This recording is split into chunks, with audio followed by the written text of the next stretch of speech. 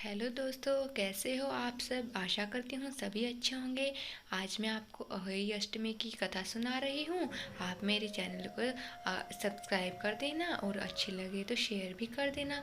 तो चलिए शुरू करते हैं। कथा नंबर 1 है।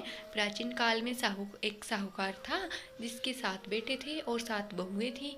इस साहूकार के घर में एक बेटी भी थी जो दीपावली के अवसर पर ससुराल से मायके आई हुई थी। दीपावली पर घर को लिपने के लिए सातों बहुएं मिट्टी लेने के लिए जंगल में चली गई तो ननद भी उनके साथ चली गई। साहूकार की बेटी जहाँ से मिट्टी ले रही थी उसी स्थान पर शाहू अपने 7 बेटों के साथ रहती थी।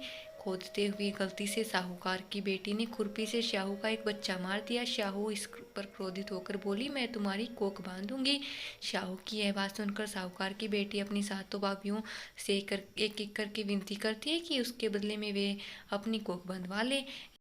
सबसे छोटी भाभी ननद के कोख के बदले अपनी कोख बंधवाने के लिए तैयार हो जाती है। इसके बाद छोटी भाभी के जो भी बच्चे थे वह 7 दिन बाद मर जाते हैं। सातों पुत्रों की इस प्रकार से मृत्यु के बाद पंडित को बुलवाकर वह कारण पूछती है तो पंडित ने सुराही गाय की सेवा करने की सलाह दी। सुराही की सेवा से प्रसन्न होती है और उसे शाहू के पास ले जाती है। रास्ते में थक जाने पर दोनों आराम करने लगते हैं।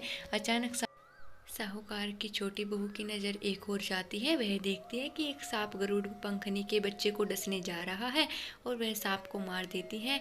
इतने में गरुड़ पंखनी वहां आती है और खून बिखरा हुआ देखकर उसे लगता है कि छोटी बहू ने उसके बच्चे को मार दिया है।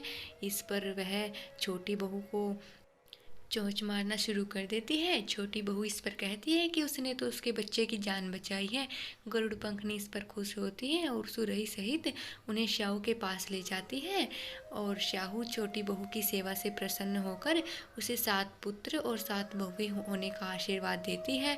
शाहू के आशीर्वाद से छोटी बहू का घर अब वधुओं से हरा भरा हो जाता है। अहोई अष्टमी का अर्थ इस प्रकार से यह भी होता है कि अनहोनी को होनी बनाना, जैसे साहूकार की छोटी बहू ने कर दिखाया। तो यह थी पहली कथा। तो चलिए अब दूसरी कथा की शुरुआत करते हैं। तो दूसरी कथा यह है कि दंत कथा के अनुसार एक औरत अपने 7 पुत्रों के साथ एक गांव में रहती थी। एक दिन कार्तिक महीने में वह औरत मिट्टी खोदने के लिए जंगल में गई। वहां पर उसने गलती से एक पशु के शावक को अपनी कुल्हाड़ी से मार दिया।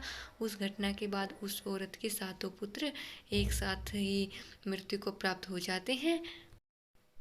इस बात से दुखी होकर वह औरत अपने साथ घटी घटना को गांव की एक औरत को बताती है और इस बात को सुनकर वह बड़ी औरत उस औरत को यह सुझाव देती है कि वह माता अहोई अष्टमी की आराधना करे। पशु के शावक के सोते हुए हत्या के पश्चाताप के लिए औरत ने शावक का चित्र बनाया और अहोई माता के चित्र के साथ रखकर उसकी पूजा करने लगी। उस औरत ने 7 वर्षों तक अहोई अष्टमी का व्रत रखा और आखिर में उसके सातों पुत्र फिर से जीवित हो गए। तो दोस्तों, ये थी दूसरी कहानी। आपको कैसी लगी? अगर आपको अच्छी लगी है तो मेरी वीडियो को ज़रूर लाइक करें, चैनल को सब्सक्राइब करें और यह वीडियो शेयर करें। धन्यवाद दोस्तों।